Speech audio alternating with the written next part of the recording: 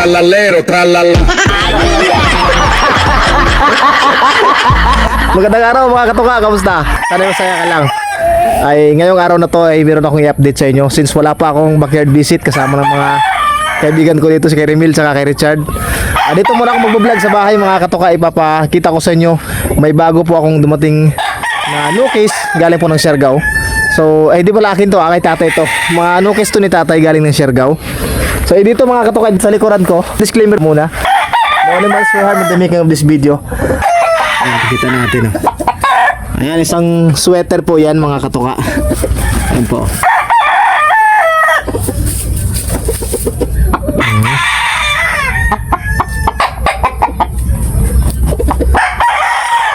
Yan po yung sweater. Ito naman po yung isa.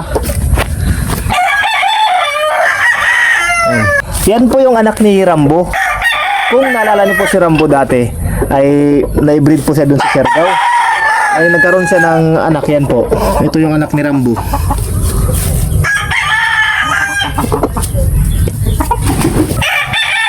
Ayan po.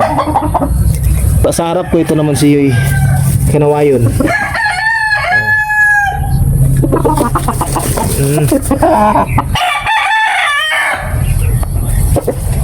Kanina pala mga katuka, nang dumating ito dito, pinatid ni tatay, binigyan ko siya ng Reload Max.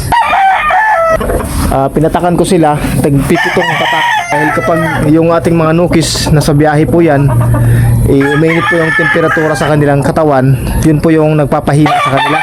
Kaya kailangan po maglagay or magbigay tayo ng Reload Max. 7 drops lang po bawat isa. Ayos na po yun mga idol. Dito nilagay ko sila sa puno po, sa ilalim ng puno ng aratilis. Presko dito mga idol. Dahil dito sila sa ilalim mo. Ayun no, tsaka yun nandun yung isa. Okay. Ito malalaman nila po yung update dito dahil sabi ni Airpods dito namin sasali sa Surigao exam. Kaya abangan nyo lang mga idol yung mga episode natin dito sa ating pagbablog. Ito naman mga katuka, nag-grass cutter pala ako kanina. Ano? Maaliwalas na naman yung paligid. Makati na kasi sa paa pag nagsasampay dito. Oh. Maganda na po. Malinis na. Ito naman si Joe Good Gray, high caliber gray. Nilagay ko na po siya dito para pumasanay siya na meron siyang mga kasamahan dito na nakalagay din sa area. Ito naman yung sweater Boston. Yan po si sweater Boston Ito naman yung isa. Sweater Boston. Ay nagtago.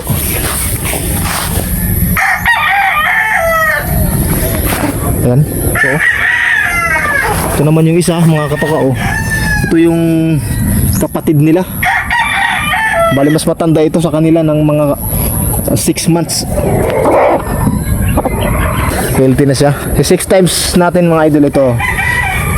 Ayan, 6 times. Bigyan ng vitamins para may salang ulit sa breeding.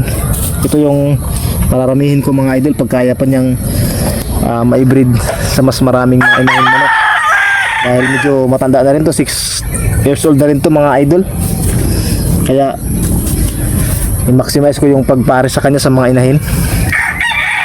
May dilim yung yung screen. Ito si sweater gray. Ginangapa niya yung kanyang sa ibaba para makakain siya. Dito ko kasi nilalagay sa patukaan yung pagkain niya. Pag mayroon siyang naramdaman, ayun, maganda yung kanyang sense, yung feelings niya ba. Kumbaga, pag mayroon siyang nakapakiramdaman, naririnig. Tara, dito tayo sa likod ng bahay. May inahing pa dito. Ayan.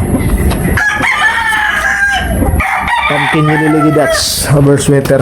Yung iba, andyan, naka-free-range lang po yung ibang mga manok ko dito. Meron ako mga sisyo dito mga idol. Pakita ko lang sa inyo. May 4 dito. Ayan po.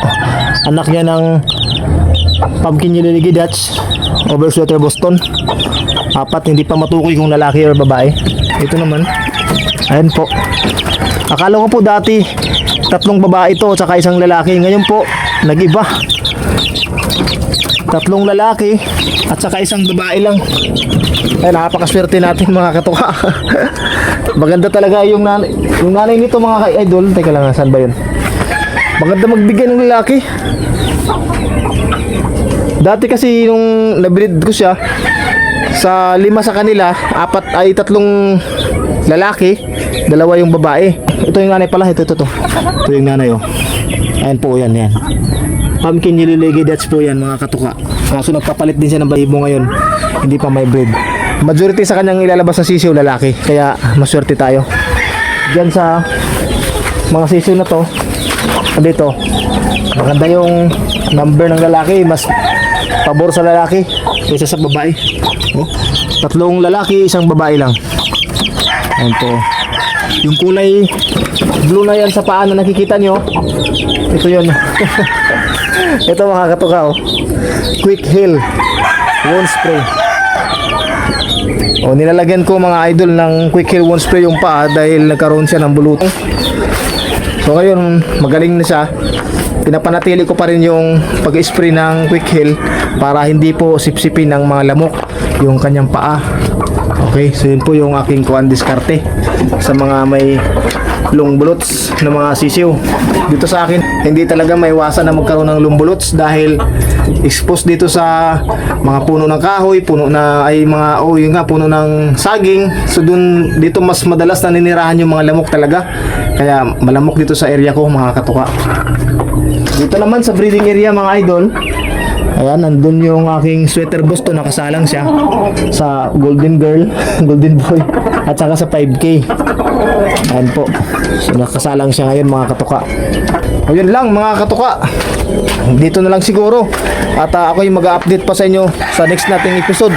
Abangan nyo lang mga idol, meron tayong kwentong backyard na ibibisita next week siguro. Try natin pag makabisita tayo sa mga kaibigan nating mga backyard breeder dito sa Surigao. Hanggang dito na lamang mga katuka. Ako yung magpapakain pa. God bless po sa ating lahat. Tungkol lang po sa pagmamanok at huwag natin kalimutan yung ating pasyon na sports lang. Hindi ko na pala sinasabi yung alam niyo na yung aking trademark na ang S ay sports lamang.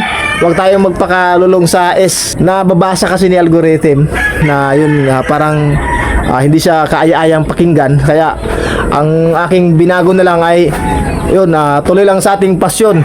So hanggang dito na lamang. Shoutout po sa mga nagpapa-shoutout dyan. God bless us all at ingat kayo palagi. Mabuhay po kayong lahat. Sana'y masaya ka lang.